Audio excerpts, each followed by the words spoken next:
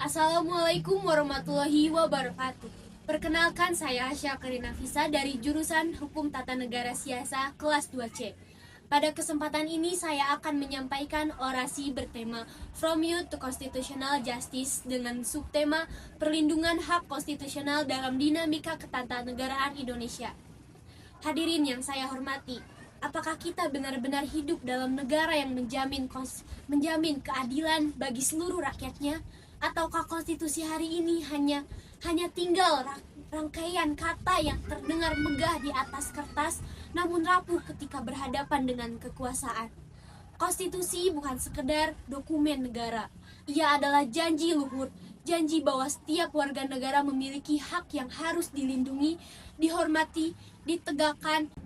Dan namun dalam realitas ketatanegaraan Indonesia hari ini, kita masih menyaksikan bagaimana hak-hak konstitusional kerap kali diabaikan.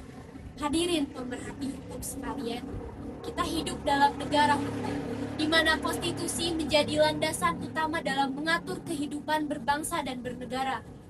Hak konstitusional bukan hadiah dari negara, melainkan hak dasar yang melekat pada setiap warga negara sejak lahir. Namun, izinkan saya bertanya, apakah semua itu benar-benar kita rasakan? Mengapa masih ada suara yang dibungkam ketika menyampaikan kritik? Mengapa frasa hukum yang tajam ke bawah, namun tetapi tumpul ke atas terasa lebih nyata sekarang?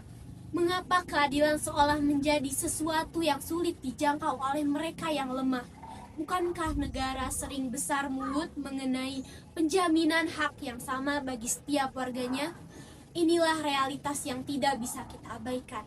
Ada jarak antara apa yang dijanjikan oleh konstitusi dan apa yang terjadi dalam kehidupan nyata.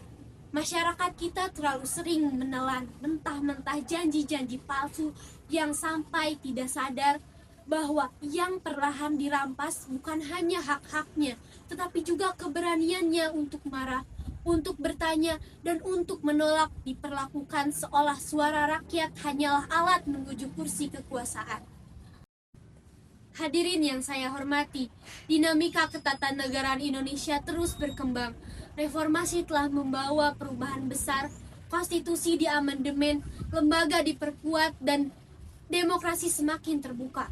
Namun, perubahan struktur tidak selalu diikuti dengan perubahan substansi.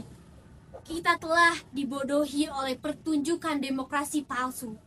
Ketika hukum masih bisa dipengaruhi kepentingan, ketika keadilan masih bisa ditawar, maka disitulah konstitusi mulai kehilangan maknanya. Keadilan konstitusional bukan sekadar soal aturan, tetapi soal keberpihakan pada kebenaran, keberpihakan pada rakyat, keberpihakan pada nilai-nilai keadilan itu sendiri. Lalu di mana posisi kita sebagai pemuda? Apakah kita akan diam melihat ketimpangan ini? Ataukah kita akan berdiri, bersuara, dan menjadi bagian dari perubahan? Pemuda bukan hanya pewaris bangsa. Pemuda adalah penentu arah masa depan. Pemuda adalah suara yang tidak boleh dibungkam. Pemuda adalah kekuatan yang mampu mengawal konstitusi agar tetap hidup dalam praktik, bukan hanya dalam teks dan teori. Maka sudah saatnya kita mengambil peran, bukan sekadar memahami konstitusi, tetapi mengawalnya, bukan sekadar mengkritik, tetapi juga berkontribusi. Bukan sekadar berharap pada keadilan, tetapi memperjuangkannya. Hadirin yang saya hormati, keadilan konstitusional tidak akan pernah terwujud hanya dengan tulisan dalam pasal-pasal hukum.